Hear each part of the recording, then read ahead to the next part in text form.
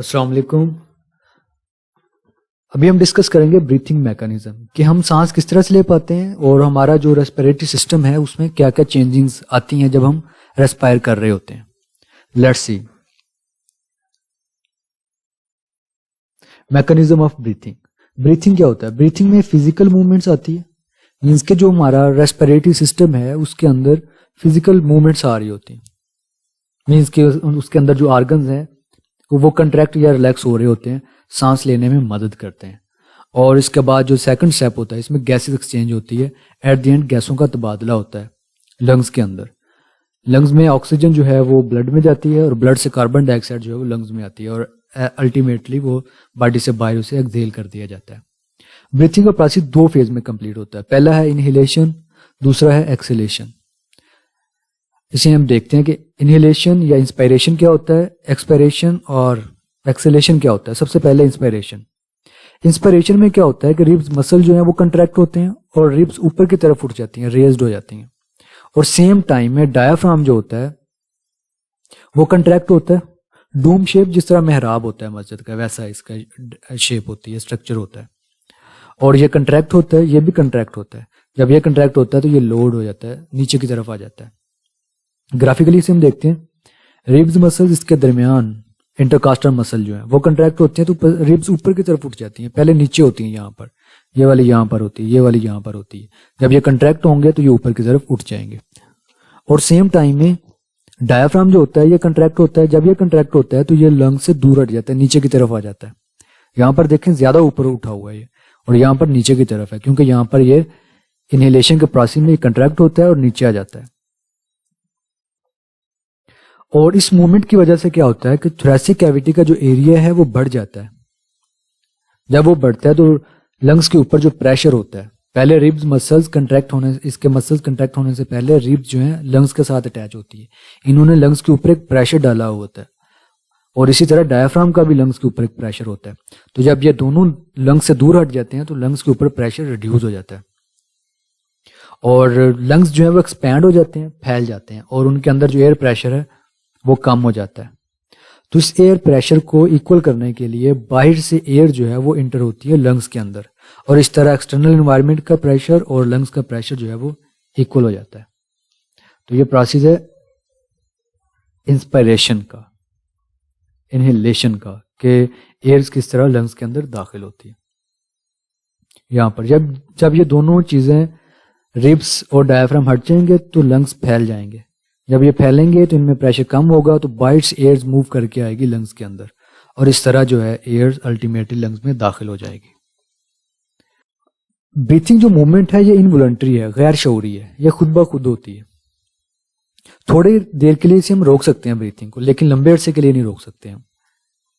ठीक है, उसके बाद क्या होता है कि अगर हम थोड़ी देर के लिए रोकते हैं तो फौरन हमारा हाथ जो है, अगर हमने हाथ से सांस को रोका हुआ है, माउथ को बंद किया हुआ है, तो फौरन हमारा हाथ हट जाता है खुद ब खुद और हम फिर दोबारा सांस लेना शुरू कर देते हैं। तो ये इनवॉलंटरी है, खुद ब खुद होता रहता है, ऑटोमेटिक प्रोसेस है रेस्पिरेशन का। नेक्स्ट है एक्सपायरेशन और एक्सहेलेशन। जब इनहेलेशन होती है उसके बाद गैसेस एक्सचेंज हो जाती है।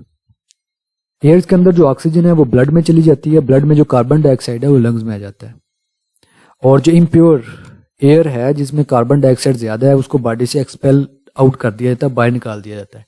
इस प्रोसेस को कहते हैं एक्सहेलेशन। एक्सहेलेशन किस तरह से होती है, इसका मैकेनिज्म क्या है? सबसे पहले रिब्स मसल जो है ये रिलैक्स होते हैं तो ये दोबारा अपनी पोजीशन पर आ जाते हैं, ओरिजिनल पोजीशन जहां पर ये पहले इनहेलेशन होने के बाद हटे थे। उसके बाद जब एक्सपायरेशन का प्रोसेस होता है दोबारा अपनी ओरिजिनल पोजीशन पे आ जाते हैं और लंग्स के साथ अटैच हो जाते हैं। और डायफ्राम जो होता है ये रिलैक्स होता है, रिलैक्स होकर ये भी अपनी ओरिजिनल पोजीशन पर डूम शेप में आ जाता है, ऊपर की तरफ उठ जाता है और लंग्स के साथ अटैच हो जाता है और ये चेस्ट कैविटी की जो स्पेस है उसको रिड्यूस कर देता है, कम कर देता है और लंग्स के ऊपर जो है वो प्रेशर इंक्रीज कर देता है, लंग्स के ऊपर दबाव डालता है और लंग्स जो होते हैं कंट्रैक्ट होना शुरू हो जाते हैं और एयर्स को बाहर निकाल देते हैं और एयर्स का बाहर जाना, हवा का बाहर जाना कहलाता है एक्सपायरेशन और एक्सहेलेशन। तो इस तरह एक्सहेलेशन होती है। हम ग्राफिकली देखते हैं, रिब्स नीचे आ चुकी हैं, पहले ऊपर उठी हुई हैं, अब ये नीचे आ चुकी हैं और लंग्स के साथ अटैच हो चुकी हैं और डून शोट पहले नीचे था, डायाफ्राम जो है ये अब ऊपर उठ गया और लंग्स के साथ अटैच हो चुका है। दोनों चीजें जो हैं, रिब्स और डायाफ्राम, दोनों लंग्स के ऊपर प्रेशर लगाते हैं, जिससे क्या होता है कि एयर जो है नोज के थ्रू और माउथ के थ्रू बाहर आ जाती है। यह प्रोसेस कहलाता है एक्सहेलेशन या एक्सपायरेशन का। ह्यूमन ब्रीथ रेट जो है ये 60 to 20 टाइम्स पर मिनट, एक मिनट के अंदर हम नॉर्मल हालात में 16 से 20 दफा सांस लेते हैं। और जो ब्रीथिंग रेट है, सांस लेने की जो स्पीड है, इसको रेस्पिरेटरी सेंटर ब्रेन के अंदर मौजूद होता है, वो इसको कंट्रोल करता है। और रेस्पिरेटरी सेंटर को किस तरह से पता चलता है कि अब नॉर्मल सिचुएशन है, अब एक्सरसाइज की सिचुएशन है, बॉडी के ऊपर एक स्ट्रेस है, तो वो पता चलता है ब्लड के अंदर कार्बन डाइऑक्साइड की कंसंट्रेशन को। ठीक है, ये शॉर्ट क्वेश्चन भी आता है कि how respiratory system control breathing rate. तो वो रेस्पिरेटरी सिस्टम जो होता है वो सेंसिटिव होता है concentration of carbon dioxide in the blood. क्या होता है कि जब हम एक्सरसाइज करते हैं तो हमारे मसल्स के अंदर जो मेटाबॉलिज्म है, वर्किंग जो है वो ज्यादा होती है। वर्किंग ज्यादा होती है तो सेलुलर रेस्पिरेशन का प्रोसेस ज्यादा होता है, क्योंकि मसल्स को एनर्जी चाहिए होती है, तो उसके लिए सेलुलर रेस्पिरेशन का प्रोसेस ज्यादा होगा। और उसके नतीजे में कार्बन डाइऑक्साइड जो है उसको ब्लड के अंदर रिलीज किया जाएगा। और जब ब्लड के अंदर नॉर्मल से ज्यादा कार्बन डाइऑक्साइड होगी तो वह रेस्पिरेटरी सेंटर को स्टिमुलेट करेगा, उसे मैसेज भेजेगा। तो रेस्पिरेटरी सिस्टम क्या करेगा, वो मैसेज भेजेगा रिब्स मसल्स को और फिर इसके बाद डायाफ्राम को मैसेज भेजेगा। जब डायाफ्राम के पास मैसेज आएगा तो रिब्स मसल्स और डायाफ्राम जो है ये स्पीड के साथ कंट्रैक्ट और रिलैक्स करेंगे, तो इससे क्या होगा, ऑटोमेटिकली ब्रीथिंग रेट जो है वो इंक्रीज हो जाएगा। और जैसे ही ये रेट इंक्रीज होगा तो ब्लड के अंदर जो कार्बन डाइऑक्साइड है उसको गैसेस एक्सचेंज के थ्रू बॉडी से बाहर एक्सपेल कर दिया जाएगा।